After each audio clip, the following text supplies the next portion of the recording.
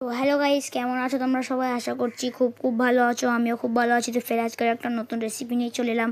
আপনারা আমাদের এখানে ওয়েদারটা দেখে নিলে, রোদও নেই আবার মেঘ করেও নেই। আর এদিকে আপনাদের মশলাপাতিগুলো দেখে নিন। তারপরে এদিকে আমরা একটা কড়াইতে নিয়ে নেব পানিটার ওপর থেকে রং, তারপরে এক এক করে আলু দিয়ে দেবো। তারপরে আমরা উপর থেকে নুন দিয়ে দেবো। তারপরে এবার সব কিছুকে ভালো করে মিক্সড করে নেবো। তারপরে এবার সিদ্ধ হতে রাখার জন্য আমরা ঢাকা দিয়ে রেখে দেবো। তারপর বন্ধুরা আপনারা এদিকে দেখুন, আমার মা চাল নিয়েছে। তো বন্ধুরা, এতে খুব দামি চাল দেওয়া নেই, ঘরের চালও মিক্সড করা আছে, আবার দোকানের বিরিয়ানির চালও মিক্সড করা আছে।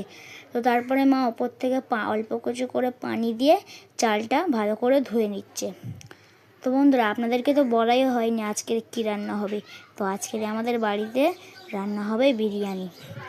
তো এদিকে আলুগুলো সিদ্ধ হয়ে গেছে, আমরা এক এক করে সব আলুগুলোকে তুলে নেব। আলুগুলো তুলে নেওয়া হয়ে গেলে ওই কড়াইতেই দিয়ে দেব সাদা তেল। তেলটা গরম হওয়া পর্যন্ত তারপরে রেখে দেব। তেলটা গরম হয়ে যাওয়া হয়ে গেলে আমরা দিয়ে দেব ওপর থেকে পেঁয়াজ কুচিটা দেওয়ার পরে আমরা একটু নাড়িয়ে চাড়িয়ে লাল হওয়া পর্যন্ত রেখে দেবো, বলতে গেলে বেরেস্তা হওয়া পর্যন্ত রেখে দেব। তারপরে বন্ধুরা একটু পরে আমরা দেখে নেব আমাদের বেরেস্তাগুলো লাল হচ্ছে কিনা।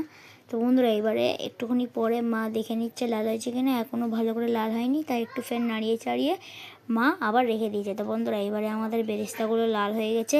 এবারে মা একে একে সব বেরেস্তাগুলোকে তুলে নেবে।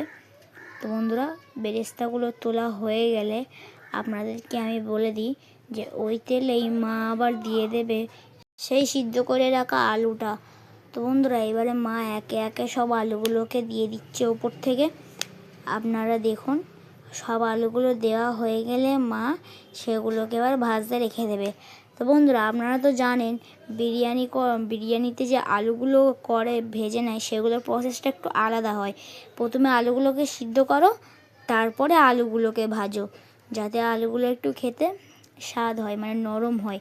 তারপরে এবার একে একে সব মা আলুগুলো ভেজে নিয়েছে। এবার ওই কড়াইতে আবার ওই তেলেই দিয়ে দেবে আদা রসুন বাটা। দেওয়ার পরে ওপর থেকে দিয়ে দেবো সেই ভেজে রাখা বেরেস্তাগুলো।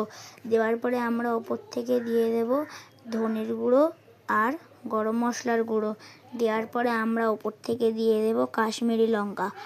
তো সব দেওয়া হয়ে গেলে আমরা ভালো করে কষে নেব। তো বন্ধুরা দেখুন, এবারে মা কষিয়ে নিচ্ছে।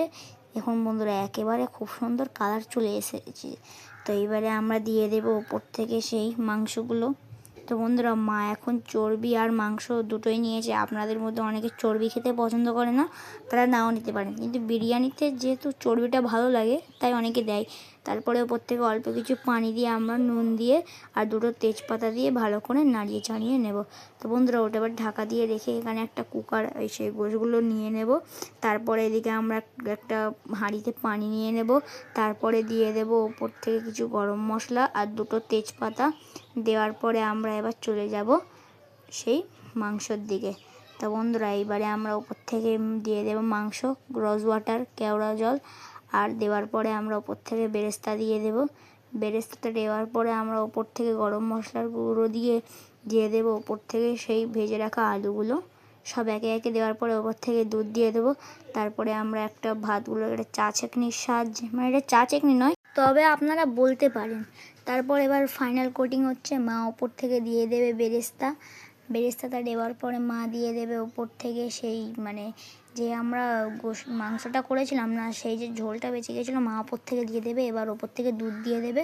আপনাদের ভিডিওটা কেমন লাগলো অবশ্যই কমেন্টে জানাবেন। দেখা হচ্ছে নেক্সট ভিডিওতে। বাই।